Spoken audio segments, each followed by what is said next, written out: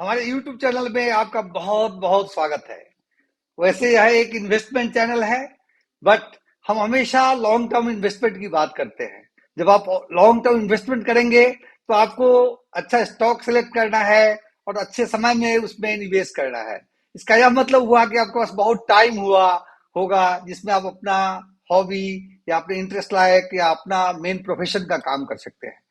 तो book reading एक बड़ा ही इंपॉर्टेंट एस्पेक्ट है और आज के दिन मैं आपके सामने एक बुक रिव्यू लाने जा रहा हूं। जिस बुक का नाम है एनर्जाइज योर माइंड। यह book his grace Shri Gaur Gopal दास जो इस्कॉन के हैं उन्होंने लिखा है। यह उनकी दूसरी किताब है। उनकी पहली किताब थी life's amazing secret. That was a great book and this book too is good. So let's move forward and look at what this book is all about. इस किताब में माइंड के ऊपर ही डेलिब्रेशन हुआ है। माइंड, जैसा कि आप जानते हैं, माइंड आपको बना सकता है, आपको बिगाड़ सकता है, आपके जीवन में कुछ भी कर सकता है। जनरली कहा जाता है कि मंकी माइंड है, इसको कंट्रोल करना वो बड़ा ही मुश्किल होता है। तो इस किताब में श्री गौल गोपाल दास जी ने बहुत बड़े ही उत्तम तरीकों से 4 सेक्शन के अंदर इस डायनामिक्स को एक्सप्लेन किया है। चलिए हम आगे बढ़ते हैं और इसे समझने की कोशिश करते हैं। Energize your mind, his grace Shri Gaur Gopal Das. So पहला section, me and my mind. यह जानना बहुत जरूरी है कि मैं कौन हूं और मेरा माइंड क्या है। सो इस सेक्शन में अपने को जान करके अपने माइंड के साथ रिलेशन एस्टेब्लिश करने की बात कही गई है। इसमें सबसे पहले उन्होंने सजेस्ट किया है कि बहुत इंपॉर्टेंट है कि अपने आप को फील करना होगा, फिर अपने आप से डील करना होगा, फिर हमें हील करना होगा। सो फील, डील और हील का जो सीक्वेंस है, एक के बाद एक बढ़ता जाएगा। दूसरी बात है फोमो। नॉर्मली हम सब एक सिंड्रोम से गुजरते हैं, फियर ऑफ मिसिंग आउट। हम यह सोचते हैं कि यह अगर नहीं मिला तो क्या होगा। खास करके यह फियर स्टॉक मार्केट में बहुत होता है। जब प्राइस बढ़ना शुरू होता है तो मुझे लगता है कि अगर हम नहीं खरीदा तो इस अपॉर्चुनिटी को हम मिस कर जाएंगे। और यह एक ह्यूमन का नेचर है। इस पर बड़ा ही अच्छे ढंग से उन्होंने डील किया है। इस किताब में इसका बड़ा ही अच्छा वर्णन आया है। एक कहावत है, तो man is a fool is a small poem. As a rule, man is a fool. When it's hot, he wants it cool. When it's cool, he wants it hot. Always wanting what is not. This is the beauty of life. हम हमेशा इन चीजों के पीछे दौड़ते हैं जो हमारे पास नहीं है। अपने को यह सीखना पड़ेगा कि उन चीजों से जो हमारे पास है कैसे संतुष्ट रहा जाए और कैसे एक अच्छा जीवन जिया जाए। इस किताब में इसका बड़ा ही अच्छा वर्णन आया है। तीसरी चीज है डीलिंग विथ मेंटल चैटर। हमारा माइंड जो है ना, एक मंकी के समान है, एक बंदर के समान है। आपने देखा होगा कि बंदर किसी भी चीज को एक साथ नहीं खाता। वह अगर उसको आप केला दे दें, 5-7 केला दे दें, तो हर केला को छीलेगा, आधा खाएगा, फिर फेंक देगा। उसी तरह से जब हम पढ़ते हैं उस समय हमारा माइंड खेलने की ओर जाता है। जब हम खेलते रहते हैं उस समय हमारा माइंड पढ़ाई की ओर जाता है। जब हम परिवार के साथ रहते हैं उस समय हमारा माइंड दूसरे की ओर जाता है। तो यह चलता ही रहता है। तो इसको कैसे डील किया जाए, बड़ा ही उत्तम वर्णन है इस किताब में। और डीलिंग विथ गिल्ट। गिल्ट एक ऐसा चीज है जो हर इंसान इससे गुजरता है। हम आवेश में आके कुछ काम कर बैठते हैं और बाद में मुझे गिल्ट फीलिंग होता है।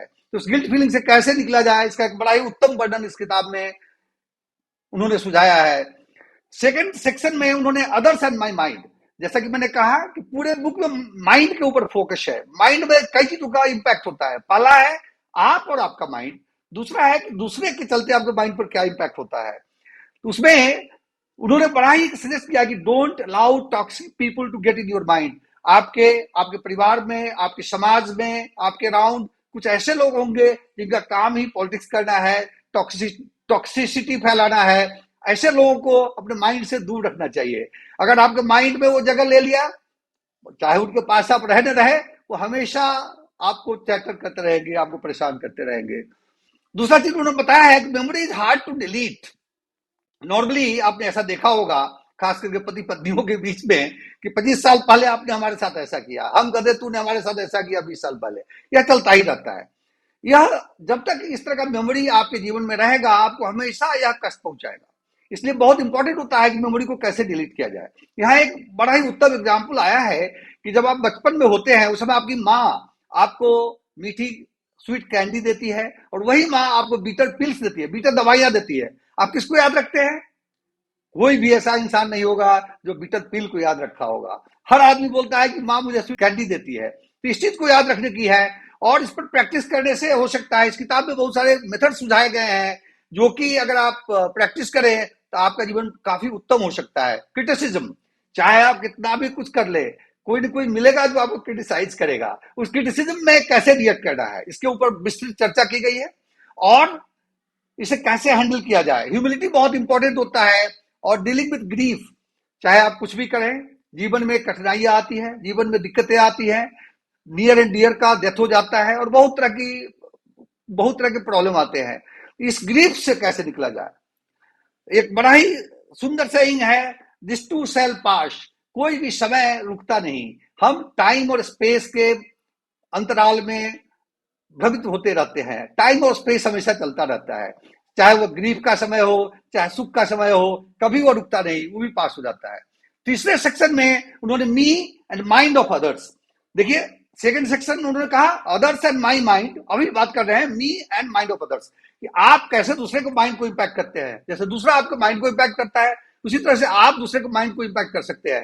ये सबसे बड़ा चीज होता है इंपैथी, दूसरे की स्थिति को समझना, अपने को उनके शू में डाल करके। अगर इसको आप सीख लें तो एक बहुत बड़ा गुण हो सकता है। इसमें उन्होंने इसकी चर्चा की है। इसके बाद उन्होंने कहा है कि अभी का जो कम्युनिकेशन स्टाइल है वो बड़ा ही इंपॉर्टेंट होता है दूसरे के माइंड को इंपैक्ट करने के लिए। चाहे आप कुछ भी कहें, लेकिन अगर उसे मीठे शब्दों में कहें तो दूसरे के ऊपर उतना इंपैक्ट नहीं होता। खास करके मैंने अपने जीवन में देखा है कि मैं कटुवादी रहा हूं, मैं सोचता हूं कि मैं हमेशा सत्य बोलता, तो उसके हिसाब से मेरे शब्द का दूसरे ऊपर में इंपैक्ट बहुत ज्यादा होता है। और मैंने जब इस किताब को पढ़ा तो मुझे लगा कि मुझे इस एरिया में बहुत काम करना पड़ेगा अभी। एक नीति श्लोक है कि सत्यम बुढ़ियात प्रियम बुढ़ियात न बुढ़ियात सत्यम प्रियम प्रियम च नारितम बुढ़ियात ऐसा धर्म सनातन, कि सत्य बोलो लेकिन प्रिय सत्य बोलो, अप्रिय सत्य नहीं बोलो, यही सनातन धर्म है। कहने का मतलब है कि अगर कोई अंधा हो तो उसे आप यह नहीं कह सकते कि तुम अंधा हो। आज का दुनिया उसे डिफरेंटली एबल्ड करता है, तो एक नया मेथड है कहने का। इसी तरह से आपको शब्द ढूंढने पड़ेंगे और अपने शब्द को मधुर बनाना पड़ेगा ताकि दूसरे के माइंड को आप बैडली इंपैक्ट न कर पाए। Don't cling to your position and role, position और रोल जो इंसान का होता है और टाइम और स्पेस के अंतराल में घूमता रहता है। कभी आप जनरल मैनेजर रहे होंगे, कभी एमडी रहे होंगे किसी कंपनी का, समय जब पास हो जाता है तो एमडी आप नहीं रहते और आदमी अपने पोजीशन से क्लीन हो जाता है, जो बहुत दुखदाई होता है। और उसी स्टेट के हिसाब से दूसरे के साथ बिहेव करता है, दूसरे के माइंड को इंपैक्ट करता है। इसके ऊपर बहुत अच्छी चर्चा की गई है इस बुक में। फाइनल सेक्शन जो है यूनिवर्स एंड माई माइंड, हम सब एक बहुत बृहत यूनिवर्स के एक छोटा अंश है, एक छोटे पार्टिकल के बराबर है, जो कि हमें यह बोध कराता है कि हम में उतना गुण नहीं है, हम बहुत ही तुच्छ है, बहुत ही छोटे हैं। हमारा रिलीजन, हमारा जब स्पिरिचुअलिटी की ओर आप मूव करेंगे तो इसका भाष आपको होगा। Mind affected by things around, अपने जो माइंड है उसका इंपैक्ट होता है इन्वायरमेंट से, यूनिवर्स से। कंसेप्ट ऑफ आई को समझना बहुत जरूरी है कि मैं कौन हूं, क्या मैं बॉडी हूं, क्या मैं इंटेलेक्ट हूं, क्या मैं माइंड हूं, इस तरह की चर्चा की गई है। और developed habit to sync with universe, इसका मतलब यह हुआ कि यूनिवर्स का एक साइकिल होता है, इसके सोने का, सूर्यास्त का, सूर्योदय का।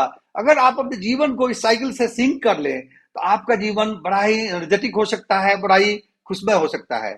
अपने को हमेशा यूनिवर्स के प्रति ग्रेटिट्यूड शो करना चाहिए, लोगों के प्रति तथा यूनिवर्स के प्रति। अगर यह भावना हो तो बहुत ही अच्छा कर सकते हैं। फाइनल चैप्टर में उन्होंने अपने फिजिकल बॉडी के फाइव शीथ की बात की है, 5 लेयर्स की बात की है। अन्नमय कोश, मनोमय कोश, प्राणमय कोश, विज्ञानमय कोश और आनंदमय कोश। और यह एक बड़ा ही डिटेल सब्जेक्ट है, इसका अच्छा सा वर्णन इस किताब में आपको देखने को मिलेगा। मेरे दृष्टिकोण से एक बहुत ही बढ़िया किताब है, खास करके आज के जीवन के लिए, जहां की अधिकांश लोग, खास करके यंगस्टर्स, यंग लोग रैट रेस में लगे हुए हैं। उनका जीवन का लक्ष्य हो गया है अचीवमेंट और पैसा कमाना। इसमें कोई बुराई नहीं है, यह जीवन में बहुत ही स्ट्रेस लाता है। पारिवारिक जीवन उसी तरह से टूटता जा रहा है। परिवार में भी लोग इंडिपेंडेंस की बात करते हैं और नई ऊंचाई तक जाना चाहते हैं, और उस रेस में वो अपने को गिराते जा रहे हैं। इस वातावरण में मुझे लगता है कि यह किताब का पढ़ना बहुत ही अनुभवदायी होगा। तो मेरा यह रिकमेंडेशन है, मेरी यह सलाह है कि अगर आपको वक्त मिले तो ये किताब को खरीदिए। अमेजोन में करीब 150-160 रुपए में किताब मिल जाएगी आपको, और इसे जरूर पढ़िए। इन्हीं शब्दों के साथ मैं अपने वचन को विराम देता हूं और आशा करता हूं कि आज का यह बुक रिव्यू आपको अच्छा लगा। अगर आपको यह अच्छा लगा तो इस वीडियो को लाइक करिए और अपने मित्रों तक इसे जरूर फैलाइए। और अगर आपने इस चैनल को सब्सक्राइब नहीं किया है, कृपया हमारे चैनल को सब्सक्राइब कीजिए। वंस अगेन आपको इस चैनल में और हमारे स्टॉक के लिए सुनने के लिए बहुत बहुत धन्यवाद, और फिर मुलाकात होगी।